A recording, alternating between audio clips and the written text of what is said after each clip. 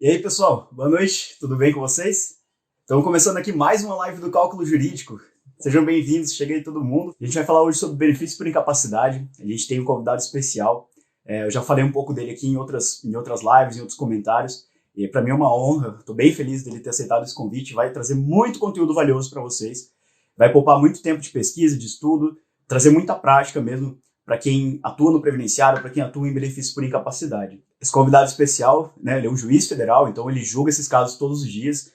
E nesse momento, né, de pandemia, né, esse momento que a gente está vivendo, vai ser muito legal escutar a perspectiva do juiz também, entender como que ele tem julgado os casos, como ele tem visto toda essa situação. Então a gente vai ouvir um pouquinho da opinião dele, da experiência dele, da prática dele. Ele também é professor, né, de pós-graduações, então ele assim, tem uma experiência muito boa, muito legal, e vai dividir bastante coisa legal aqui com a gente. Boa noite, pessoal. Bem-vindo, Dr. Márcio, boa noite a todo mundo. Agora, oficialmente, vai começar a nossa live aqui do Cálculo Jurídico para falar, então, de benefícios por incapacidade, que é um tipo de processo, um tipo de caso previdenciário que é um dos mais comuns para quem está começando no direito previdenciário. É comum, né, quando você começa a advocacia ali, aparecer esse tipo de benefício, porque ele é um pouco mais rápido, né, a tramitação dele, em regra, é um pouco mais rápida, mais ágil do que as aposentadorias. Então, é muito comum a gente já ter vários casos desses para lidar, mas muitas vezes os colegas têm medo, né, acaba passando para frente, ou tem muita insegurança para atuar, tem medo de como vai ser a perícia. Então, por isso eu fiz esse convite, a gente trouxe esse tema e a gente vai conversar um pouquinho melhor sobre essa questão. O pessoal comentou que o áudio está falhando, vou tentar falar um pouquinho mais devagar também para a gente encaixar. Mas, né, dando uma introdução, é isso. Boa noite, Dr. Márcio. Se você quiser se apresentar para o pessoal aí, fique à vontade para comentar um pouquinho do seu trabalho. Bom, sim, eu sou o Márcio Augusto Nascimento, juiz federal da 8ª Vara de Londrina, que tem competência exclusiva previdenciária, tanto do procedimento comum como do juizado especial federal. Trabalho há 20 anos, sempre com essa matéria previdenciária, esporadicamente com outras matérias, mas sempre a previdenciária fez parte da minha vida. E gosto da matéria, tenho livros publicados. Vou fazer aqui meu merchan aqui, Gabriel. Meu último livro publicado é esse aqui, né, o Benefícios Previdenciários Existenciais, da editora Jurac, que está na 4ª edição, já atualizado pela Emenda Constitucional 103. Felizmente, eu tenho que agradecer muito aí, porque a 3ª edição acabou em 3 meses, agora essa é a 4ª edição. E estamos aí para contribuir, Gabriel. Vamos conversar aí sobre o auxílio doença aí. Então, vamos para o nosso tema principal. Obrigado, doutor Márcio. Bom, o pessoal está confirmando ali. Obrigado por confirmar, pessoal. O áudio está legal mesmo agora. Então, se começar ali no meio do caminho, dar algum problema, vai avisando a gente. Bom, o primeiro tópico que a gente separou para conversar é a situação atual. A gente está vivendo, né, um período de pandemia. As agências do Sim, INSS ainda continuam fechadas, né, o prazo foi prorrogado. sim, E a gente está vivendo a realidade, né, como a gente não tem perícia presencial, né, foi promulgada a lei, a gente está tendo auxílio-doença antecipado no valor de um salário mínimo. sim. E esse auxílio-doença, né, vai ser confirmado com uma futura perícia, né, e que pode confirmar ou não se existia esse direito, se existia essa incapacidade. E daí entra a primeira questão, né?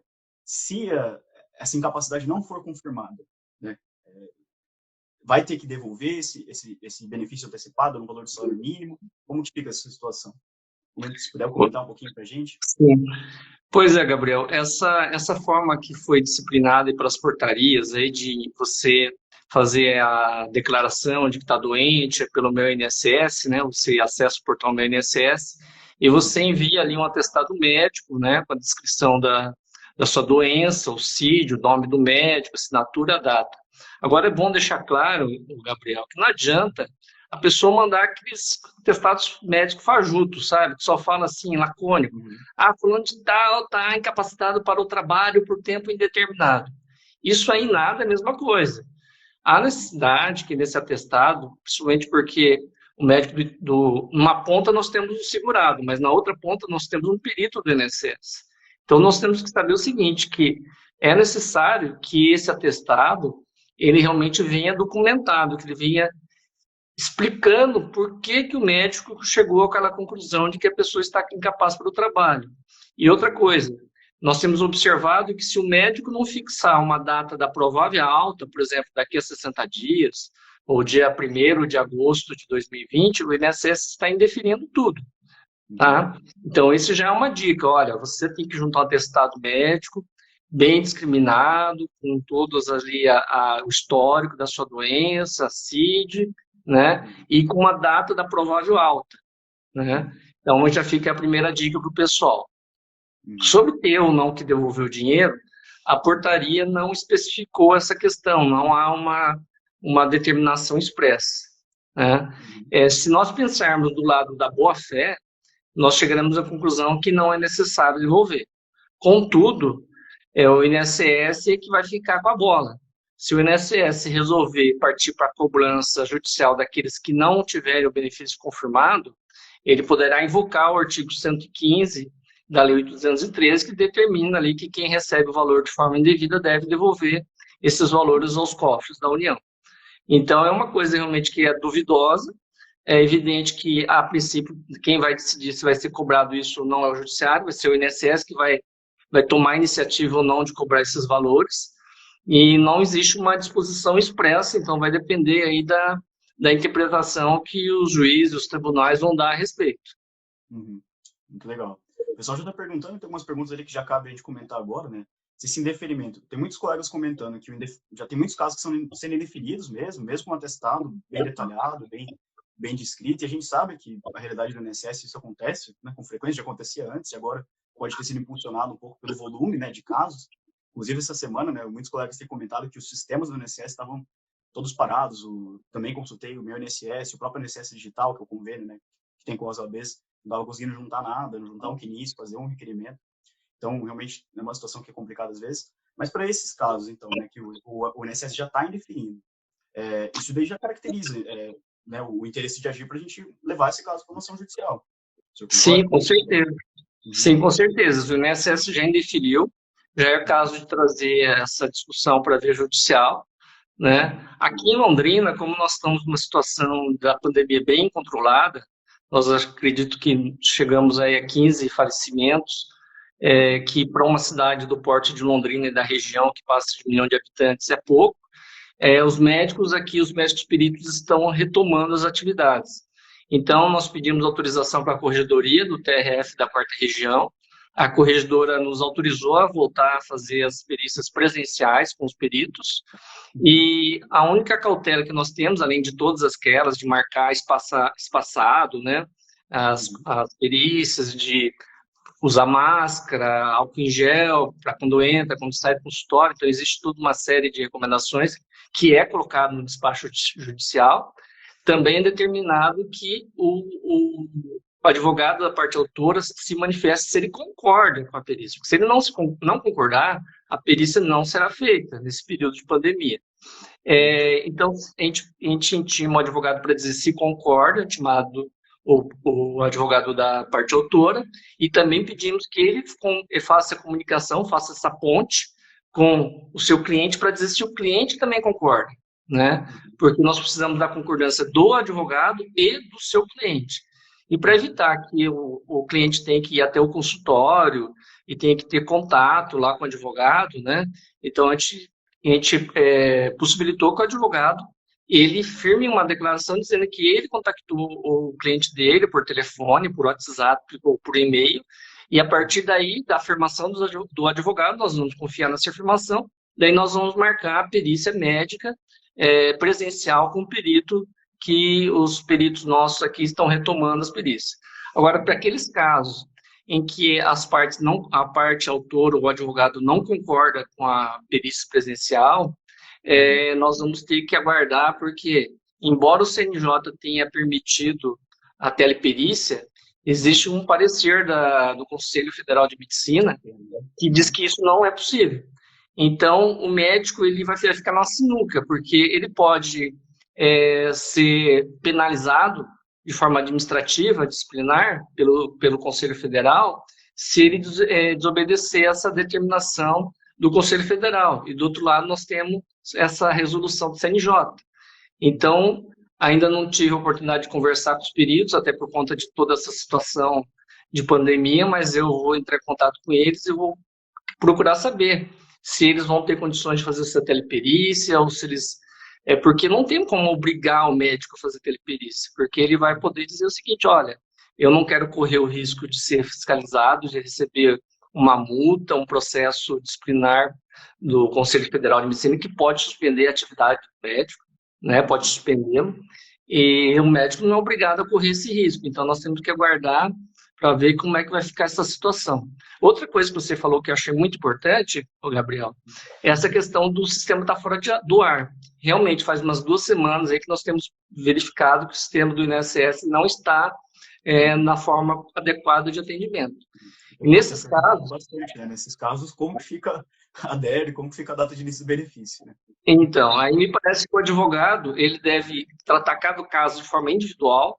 Então, vamos dizer, eu vou pedir o requerimento do senhor José da Silva.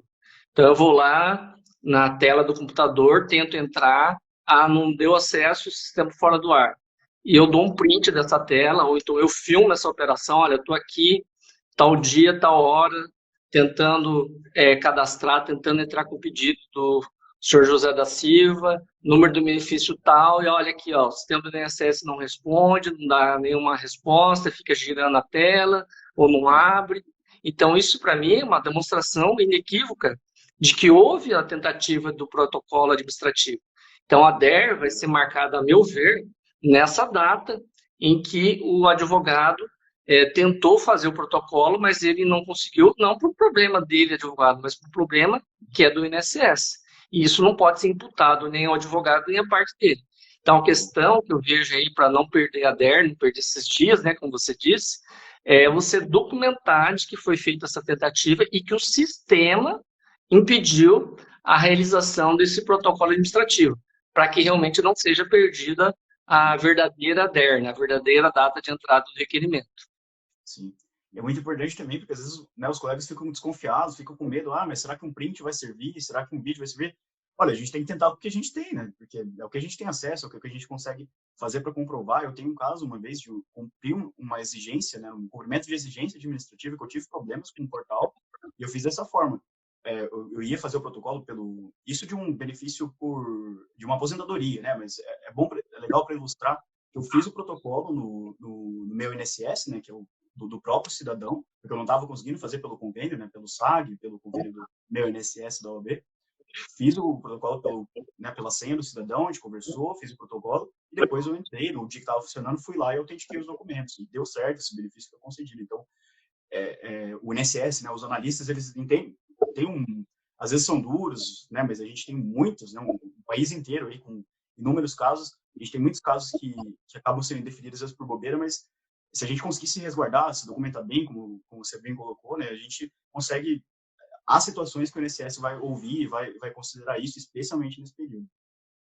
Eu também vejo o seguinte, que embora o setor do benefício do INSS aqui seja muitas vezes mal preparado, às vezes por medo do servidor de querer se livrar de assumir alguma responsabilidade, o Conselho de Recursos da Previdência Social, ele é bem razoável. Então, eu penso assim, que o advogado, ele não é obrigado a esgotar a via administrativa, obviamente não é obrigado.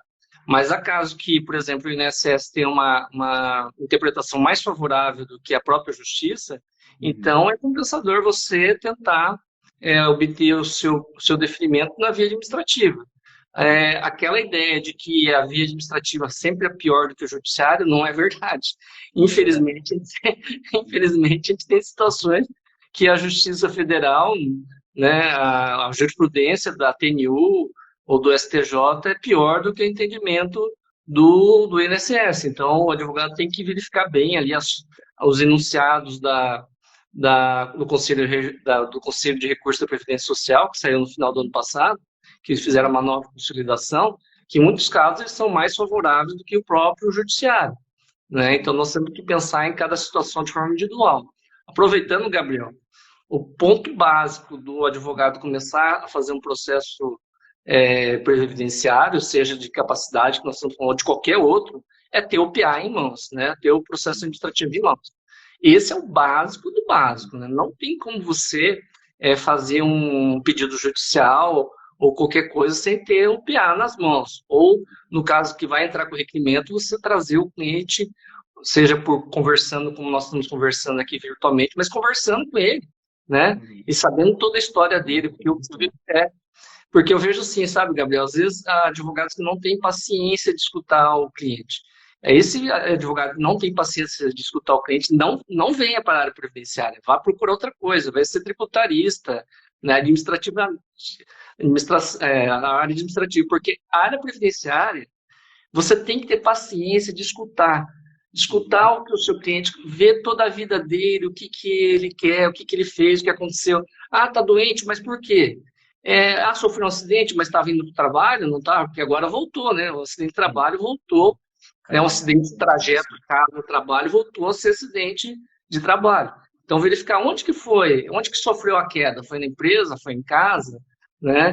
Então, é necessário escutar, né? É necessário estar com o ouvido bem aberto para conversar com o cliente, senão não vai se dar bem. E outra coisa é verificar cada situação, estudar, né? Como as pessoas que estão aqui nos escutando, que estão se atualizando, estão trocando ideias, é necessário sempre, o advogado, o juiz, ele tem que estar estudando sempre, senão não tem como resolver as questões. Saber os conceitos básicos do que é carência, né, do que é PBC, do que é RMI, do que é salário de contribuição, do que é salário de benefício. Se não souber isso, não tem como advogar na área previdenciária. Isso é o básico do básico, né?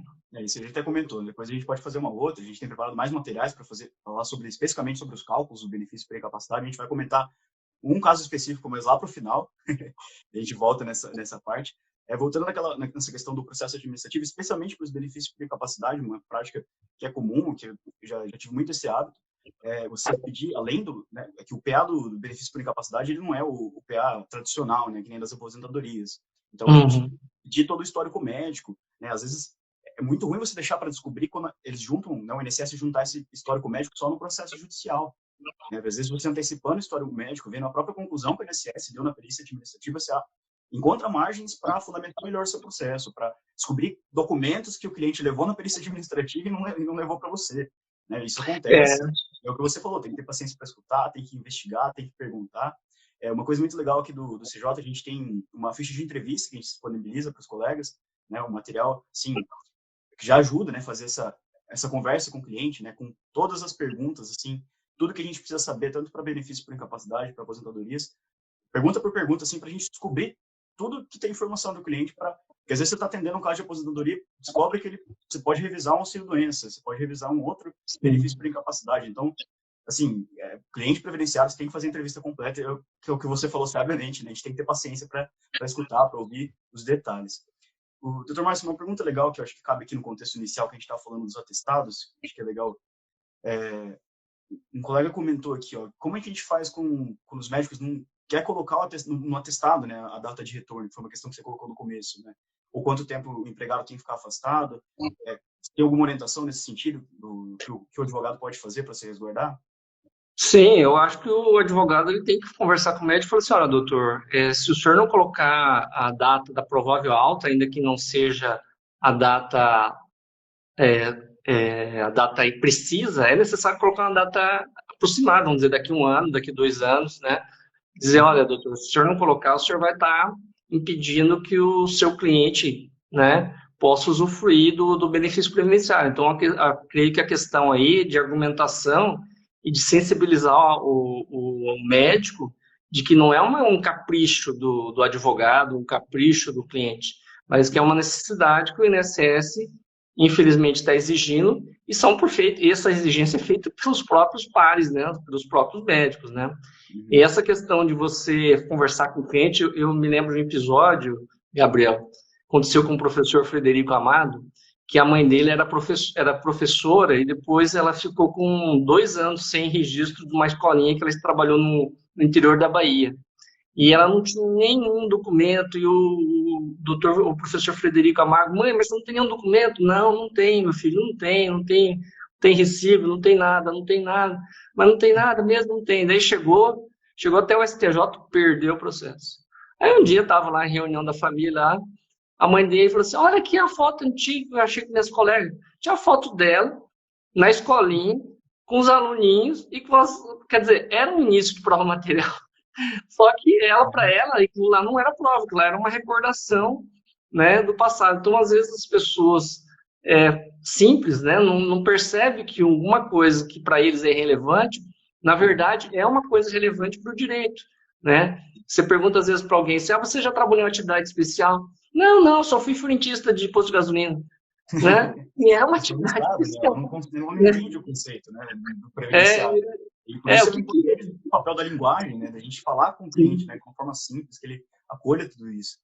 Isso é muito legal. O advogado, ele precisa ter a sabedoria de conversar na linguagem que o cliente dele entende, né? Uma vez chegou lá um segurado bravo na justiça porque ele foi lá consultar um processo, na época lá era outro sistema, e estava lá processo regular, né? Regular para ele era ruim. Como é que se regular? Meu processo tem que estar bom. Regular é pouco, ele não estava regularizado, estava numa situação de regularidade, né? Uma situação de para ele regular era o contrário de bom. Então, na linguagem dele, tem que explicar o que é uma coisa, o que é outra. Doutor Márcio, voltando ali só para voltar na questão do auxílio-doença, o pessoal está perguntando ali, sem juridiquês, né, que é um dos princípios que a gente leva, né, para chegar, né, até nas sentenças do senhor, né, eu lembro que a gente trabalhava, as sentenças a gente mandava essa orientação, né, para a gente ser simples, né, chegar né, tipo, o próprio segurado teria que entender, né, porque afinal é ele que está sendo tutelado, né. Isso é muito legal, isso faz a gente se aproximar, né, do segurado como advogado, como juiz, e se aproximar da realidade, né, tipo, para o direito não ficar tão distante para as pessoas. Uma pergunta legal aqui que o pessoal fez, eu acho que ainda cabe nessa questão do atestado, em relação a pedido de antecipação de tutela. Né, eu acho que tem dois caminhos. Uma primeira pergunta que eu queria colocar, se dentro do processo judicial, um caso que já estava em discussão, caberia pedir, né, com um atestado novo, dentro do processo judicial, aquela antecipação de salário mínimo? Creio que sim. Você chegou a receber algum pedido desse? Não, até agora não recebi nenhum pedido. Até agora só recebi pedido de auxílio emergencial, que tem uma discussão se a competência é previdenciária ou não. Eu creio que é previdenciário, porque um auxílio emergencial tem características de assistência, né, assistência social, porque nem exige que a pessoa seja segurada para receber o benefício. Mas sobre esse pedido de antecipação da tutela por um novo atestado médico, até agora não tive, Gabriel, não tive isso aí. E é importante, realmente, esses relatórios médicos do INSS, já teve casos que eu afastei o laudo pericial do médico da justiça, né, o médico perito judicial, e adotei a fundamentação do médico do INSS, que me pareceu mais adequada, mais completa, mais precisa, mais aprofundada. Sim. O pessoal perguntou ali, como conseguir esse histórico? A gente não consegue acessar no meu INSS. Esse histórico, infelizmente, da última vez que eu cheguei a pegar casos desses, você tem que pedir na agência mesmo, né? Então, inclusive, a própria OAB, né, né, uma forma de se mobilizar mais para a gente ter um pouco mais de acesso a isso, porque são documentos fundamentais. Olha esse exemplo que você deu aí. Uma perícia administrativa teve um entendimento melhor do que a perícia judicial e foi objeto, né? Foi prova, foi parecer, né, o que levou a sua conclusão para conceder o benefício. Né? Sim. O pessoal reclama muito, né? Tipo, o juiz só segue o que o perito fala e, né, a gente tem um caso aqui, você demonstrando que na prática nem sempre é assim. Que se a gente conseguir fundamentar bem e tiver, né, resquício em prova e, né, fundamentar bem, procurar a prova, procurar conclusões diferentes, a gente consegue mudar essa perspectiva. Sim. Bom, acho que nessa parte inicial do atestado, já foi um tempinho legal, a gente pode pular para o próximo tópico. Tudo bem? Você tem mais alguma coisa dentro desse tema que você quer comentar? Não, a questão aí do BPC, né? Parece que tem uma pergunta ali sobre o benefício de prestação continuada. Também está sendo possível pedir antecipação via sistema, né? E também é a mesma coisa que eu vejo em relação ao auxílio-doença ou benefício de incapacidade. Se é feito o requerimento, ter feito a tentativa de requerimento, é necessário documentar isso, que o sistema não está aceitando, eventualmente, para poder pedir a ADER da data exata, e não somente quando o sistema voltar, semana que vem ou na outra semana, enfim, a gente não sabe quando que efetivamente vai ser resolvido essa questão do INSS. Né?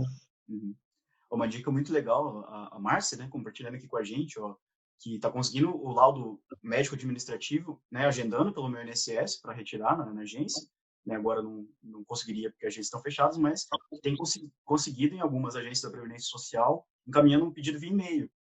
Tá aí, ó, Ótimo. a gente acha uma solução, né? E nesse momento é um momento excepcional, a gente tem que, né, buscar esses caminhos alternativos. E é o que a Sim, gente porque comentou, né?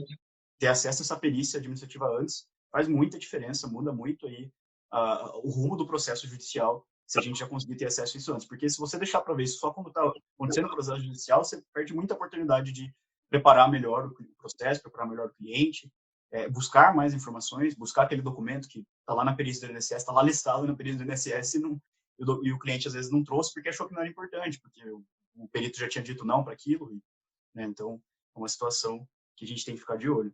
Então, eu queria frisar, viu, Gabriel, que o documento mais importante para o juiz analisar ali é o prontuário médico. Porque pelo prontuário médico você vê a vida do paciente, né? Você vê desde quando que ele está se tratando, quais foram as intercorrências, que tipo de medicamento. Então, esse documento, o Código de Ética dos Médicos de Medicina, ele determina que é direito do paciente e a obrigação do médico fornecer sempre o prontuário médico ao seu paciente ou documento equivalente, né? Então, esse é um documento muito bom. E outra coisa que eu peço aos advogados que estão nos escutando é orientar o seu cliente a sempre dizer a verdade para o perito, né? A se comportar de forma normal e não querer forçar a situação, sabe? Porque a gente percebe, sim, que quando a pessoa começa a querer exagerar a dor, querer exagerar o sintoma, os médicos ficam com má vontade, né? Eles se sentem assim, querendo ser enganados. Então,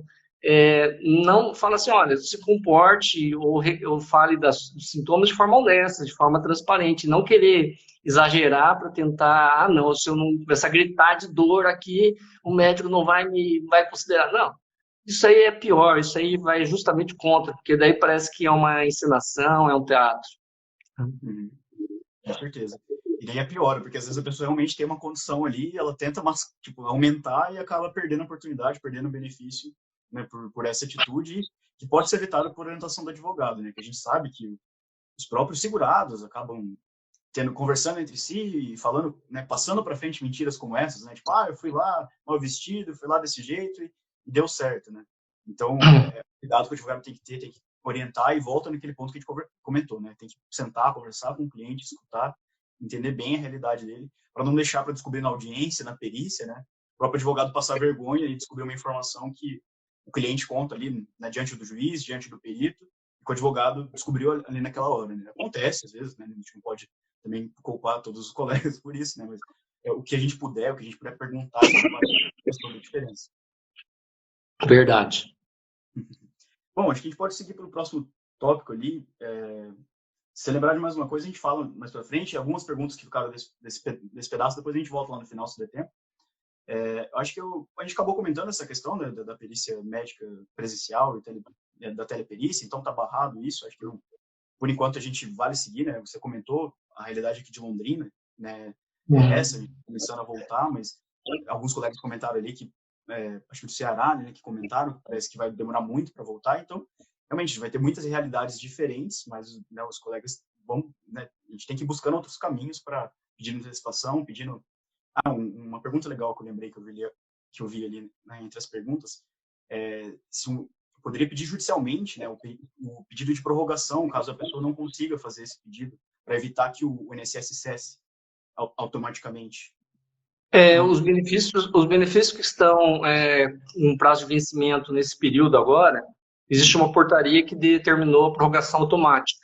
Eu não me lembro aqui de cabeça a portaria, mas o pessoal do INSS que eu conheço tem me falado que realmente aquelas perícias que estavam marcadas para esse período e que não foram realizadas, porque as agências estão fechadas, automaticamente foram prorrogados os benefícios, né? Eu não sei dizer se foi prorrogado pelo valor do benefício original ou se no valor do salário mínimo. Isso também não cheguei eu não cheguei a ter essa resposta. Agora, os colegas lá do Ceará, de São Paulo, de Janeiro, eu tenho notícia de que os juízes dessas cidades que estão em situação bem complicada, eles vão adotar a teleperícia. Agora, a questão é que se os médicos vão aceitar, mas que eles estão determinados a utilizar a teleperícia, porque essas cidades, aparentemente, não voltarão ao normal no mês de junho. Então, o mês de junho ficará fechado também, tudo indica, né, pelo andar aí do número crescente de falecimentos, de contágios. Então, nessas cidades aí que estão em uma situação de caótica, eu não vejo outra solução a não ser fazer teleperícia e, se for o caso, não sentenciar, só conceder antecipação para esperar o retorno, para daí fazer presencial, mas daí não vai ter como esperar aí mais 2, 3 meses fechado, vai ter que se fazer alguma coisa. Sim. Mas muito legal conhecer, né? Legal que você tem contato, né, com os juízes dos outros estados, né? Sim. Legal conhecer essa realidade e ver como os juízes também estão se mobilizando, né, para fazer Sim, as coisas sim, acontecerem, né? Muito sim. interessante, muito legal isso.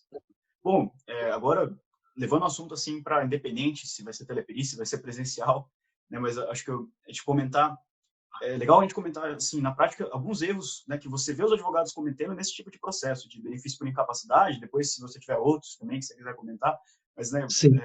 primeiro dentro desse tema que a gente está conversando, e depois, se quiser outros também, o pessoal vai adorar saber o que eles têm que evitar, né?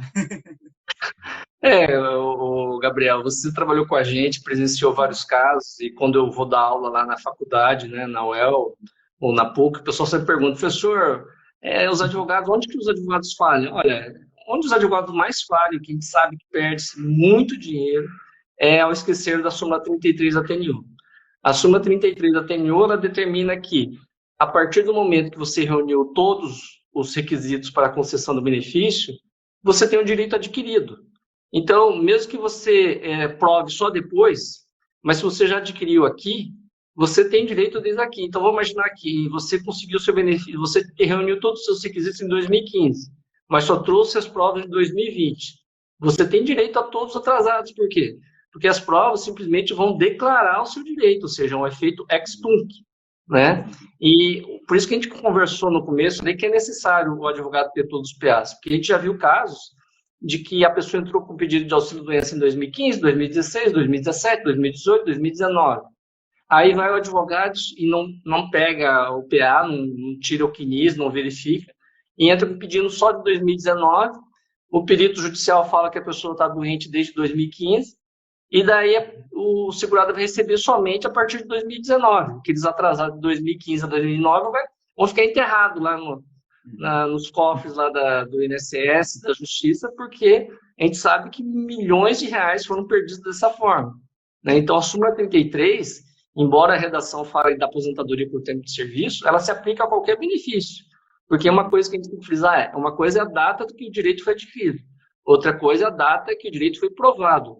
O que vale é a data em que o direito foi adquirido. A prova, né? Tanto que o INSS é obrigado a protocolar o requerimento, mesmo que os documentos não estejam todos lá, né? Mesmo que os PPPs, ETCATs, etc., não estejam lá.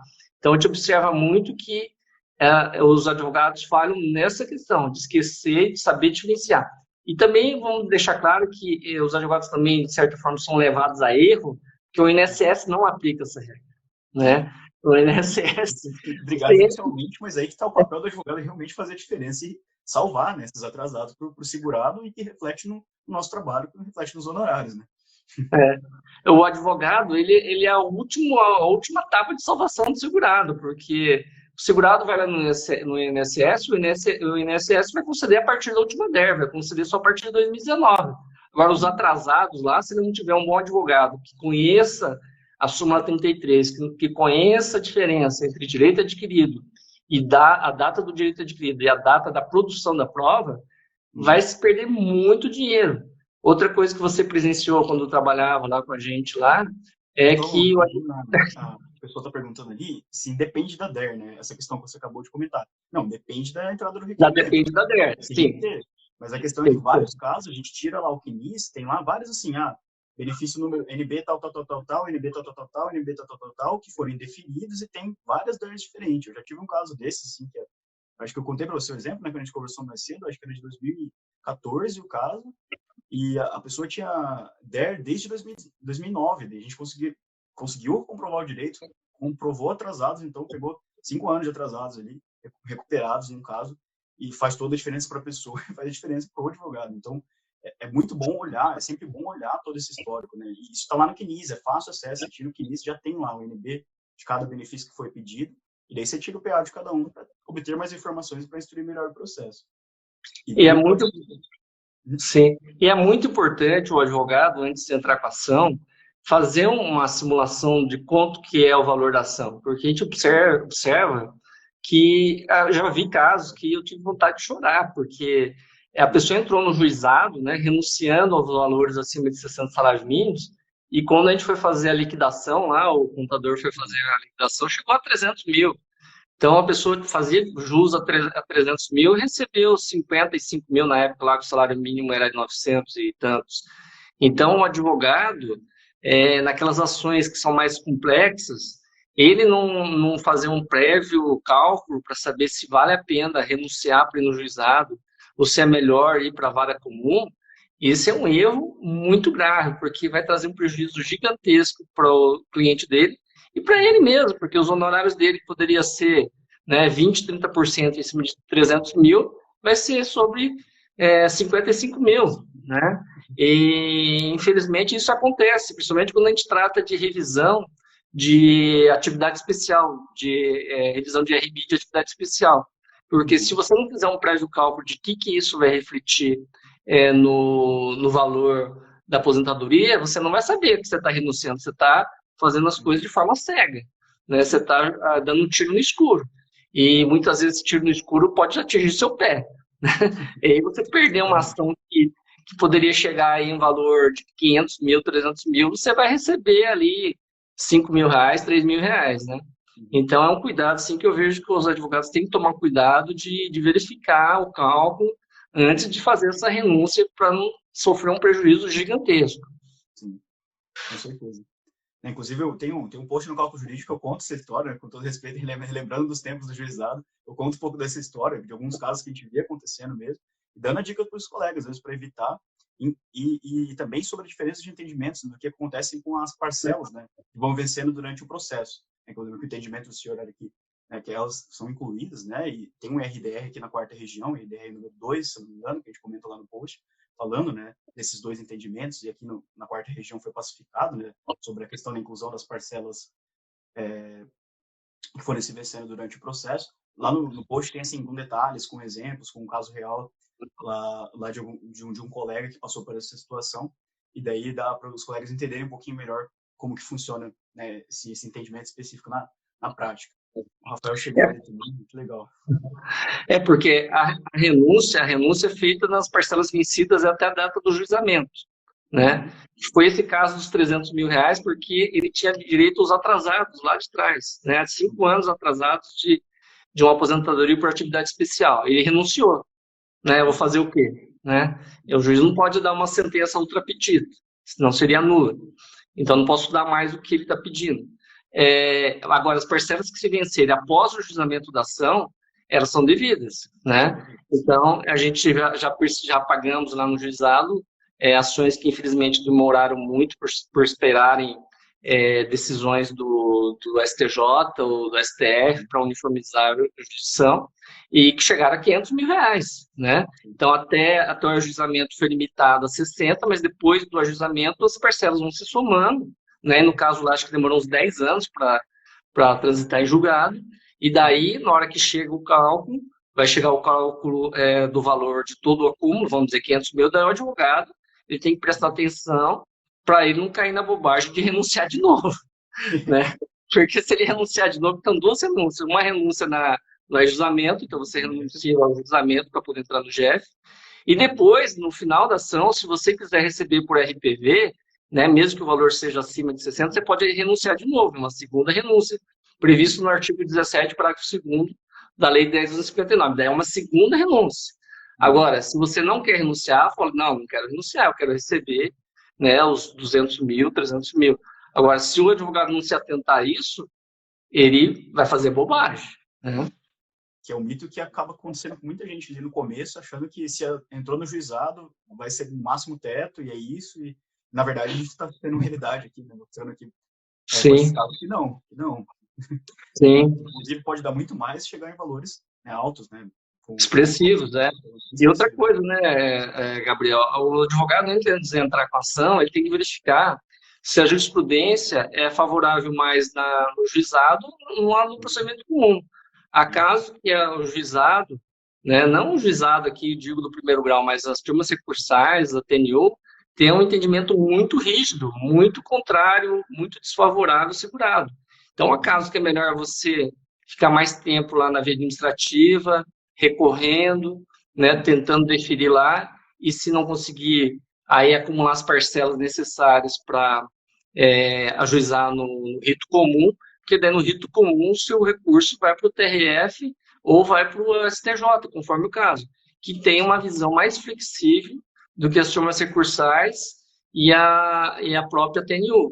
A gente observa o seguinte na prática, muitos advogados estão colocando o valor ali da ação e estão colocando o valor do dano moral um valor equivalente da ação para poder fugir do juizado, né? Infelizmente, é uma prática que a gente tem visto, né? Por conta dessa discrepância do entendimento do juizado em relação perdão, da turma recursal em relação ao TRF da quarta região. Então, a gente observa assim, que o advogado ele tem que ver qual o caminho que ele vai escolher antes de ajuizar a ação. Uhum. Muito legal. E é importante a gente retomar, foi legal a gente retomar esse assunto, porque acontece muito nos benefícios por incapacidade também, porque o advogado, é só um ano ali, é só um pouquinho, é só um período, mas às vezes a RMI é alta, às vezes um ano já passa, né, já chega, bate o teto, passa o teto, dá um ano e pouco ali, já acaba gerando uma renúncia expressiva. Então, é muito importante tomar esse cuidado. O pessoal perguntando se é comum acontecer esses casos de renúncia, né? Você já viu bastante, doutor Marcos Conta, e você acha que... Olha, eu tenho casos ali que eu vejo assim que o advogado ele leu, né? Ele até coloca assim, olha, embora o valor seja superior, o meu cliente está passando necessidade. E nesses casos, até recomendo que o advogado pegue uma declaração por escrito do cliente, para depois o cliente falar que não sabia e querer cobrar do advogado isso, Uhum. né? É bom documentar. Então, já vi casos assim da pessoa que tinha direito a R$ 110 mil e renunciar, porque, segundo o advogado, a parte está passando fome, né? Uhum. Então, nessa situação, vai se fazer o quê, né? Embora o advogado possa aconselhar ela a não renunciar, ela vai acabar renunciando, né? Agora, vi muitos casos, assim, felizmente aqui em Londrina, creio que todos os juízes estão com o mesmo entendimento de que as parcelas vincendas não estão sujeitas ali ao teto, mas eu sei, por exemplo, em Jacarezinho tinha um juiz que ele, de forma de ofício, ele limitava. E aí, se o advogado não prestasse atenção, não entrasse com unidade de segurança contra esse ato, o valor ficava limitado por 60 salários mínimos por decisão do juiz, e o advogado nem tinha percebido isso, ou não percebeu. Descobrir só Infelizmente, no final, né? Descobrir lá onde ele então, estava. né, Esse que era o tem, problema, né? sim, se o advogado não sabe ler o cálculo, né, se ele não percebe ali que o cálculo, por que o juiz diminuiu aqui a execução de 90 mil para 60 mil? Se o advogado não sabe olhar o cálculo, tem que levar para alguém que saiba ler o cálculo, né? Ele precisa de uma orientação, porque infelizmente acontece muitas vezes do juiz ter um entendimento e daí passar por cima do advogado, e daí o advogado tem que fazer as suas vezes de advogado e recorrer e defender o seu cliente, defender o seu direito, né? Tanto o direito do seu cliente como o seu direito dos autorais. Porque se o advogado tiver medo do juiz, aí nós estamos perdidos. É isso mesmo, O isso que eu advogado não falo pode ter mesmo. medo do juiz, não pode ter medo do INSS, não pode ter medo da polícia, porque Nem fazer senão pedido, né, doutor? Assim, seria não pode ter medo um de pedir. A função do advogado é fazer o pedido. sim, Lógico, né, tem toda a questão de sucumbência, né, quando é justiça comum, mas sim. em termos gerais, em linhas gerais, é o papel do advogado estudar o caso e fazer os pedidos certos, né? Eu penso assim que o advogado ele tem que precisar de duas características essenciais, Gabriel. Uhum. A combatividade, ou seja, ele não pode desistir nunca do direito do seu cliente, ele tem que ir até a última instância, sabe? E a segunda é a perseverança, né? Além de todas as questões de honestidade, né, de estudar, mas combatividade, porque se ele for um cara molão, né, de levar o primeiro não, já desistir, já perdi aqui, não vou recorrer, aí não serve para ser advogado, né? E tem que ser perseverante, ele sempre tem que acreditar no direito do cliente, sempre tem que fazer o melhor ali para o seu cliente, porque senão ele não vai fazer desempenhar a sua função, que é essencial à justiça, justamente porque ele está ali para defender a parte que ele representa. Sim. Inclusive, não ter medo de recorrer, né, nos benefícios por Ah, incapacidade. Ele mudou a sim, opinião.